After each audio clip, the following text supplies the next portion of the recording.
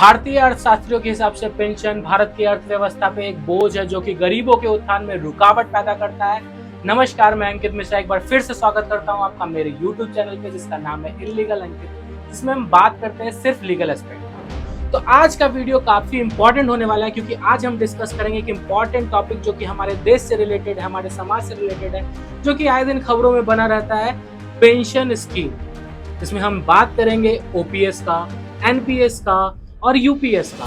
अब ये OPS, NPS, UPS क्या होता है, इसकी क्या खासियत रही, ये सारा चीज हम इस वीडियो में डिस्कस करेंगे। ओपीएस, यूपीएस और एनपीएस में क्या क्या अंतर है वो भी इस वीडियो के माध्यम से हम लोग समझेंगे।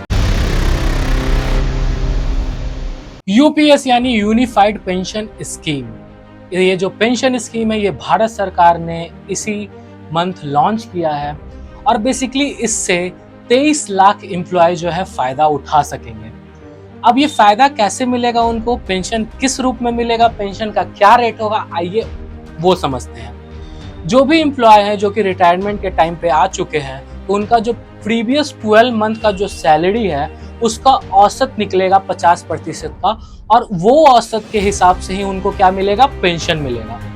जो एम्प्लॉय 10 साल तक काम किए हैं और उसके बाद जॉब छोड़ दिए या वो रिटायरमेंट ले लिए हैं उन्हें 10,000 तक का पेंशन मिलेगा। साथ ही साथ जो भी रिटायर्ड पर्सन है वो अगर डेथ कर जाता है तो जो उसके घर में होंगे, उनकी वाइफ होंगी, उनको रिटायरमेंट में जो पेंशन मिल रहा था उसका 60% जो अमाउंट होगा वो दिया जाएगा। और इन्फ्लेशन यानी कि महंगाई के दौरान जो है पेंशन जो है वो उस हिसाब से बढ़ेगा। जो भी मार्केट का इंडेक्स होगा, जो भी प्राइस बढ़ रहा होगा जिस हिसाब से, उसी हिसाब से जो होगा पेंशन भी बढ़ेगा। यूपीएस तो हो गया यानी यूनिफाइड पेंशन स्कीम, जो इसी वर्ष लागू किया गया है, इसी महीने लागू किया गया है। अब बात करते हैं एनपीएस का, जो कि 2004 में लाया गया था अटल बिहारी वाजपेयी की सरकार के द्वारा। एनपीएस इसलिए लाया गया था क्योंकि ओपीएस को हटाना था। ओपीएस यानी ओल्ड पेंशन स्कीम। भारत सरकार का मानना था जो ओल्ड पेंशन स्कीम है वो भारतीय अर्थव्यवस्था के लिए जो है बोझ का काम कर रही है और इसे हटाना बहुत ही जरूरी है। इसीलिए न्यू पेंशन स्कीम 2004 में लाया गया था, जिसमें क्या था कि अब अगर आपको पेंशन चाहिए तो अपने सैलरी का 10% और गवर्नमेंट जो है 14% काटेगी और लास्ट में उसी के हिसाब से आपको क्या मिलेगा, आपको उसी रेट में पेंशन मिलेगा।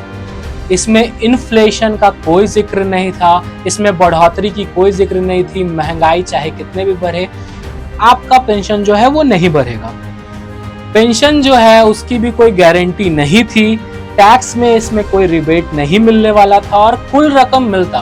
और अगर आपको पूरा रकम चाहिए एक साथ तो आपको 60% ले लेना होगा, वो टैक्स फ्री होता। एनपीएस ओपीएस को रिप्लेस करके आया था और एनपीएस के बाद अब ये आया है यूपीएस। तो यूपीएस में कौन कौन लोग जो हैं अपना दावा ठोक सकते हैं।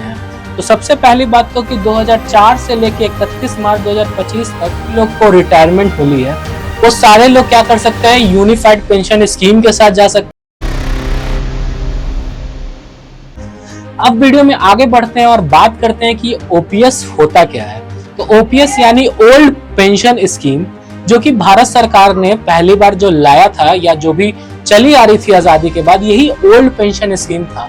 इसमें क्या था, इसमें कुल जो था एक रकम जो थी एज अ पेंशन एम्प्लॉय को दिया जाता था और इसमें क्या था कि कोई भी चार्ज जो है एम्प्लॉयज से नहीं काटा जाता था, उनके पेमेंट से नहीं काटा जाता था। सारा बर्डन जो था वो गवर्नमेंट पे था और कुछ भी जो था कोई उसमें दिक्कत नहीं था। और ओपीएस जो है वो तकरीबन 2 बार संशोधित हो सकती थी।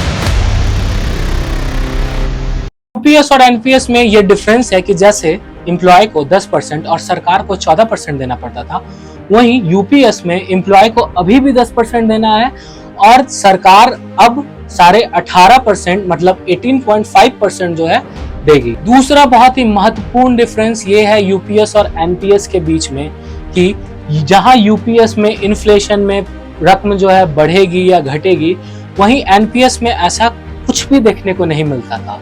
तो ये दो चीज जो है यूपीएस और एनपीएस के लिए बहुत ही महत्वपूर्ण डिफरेंस।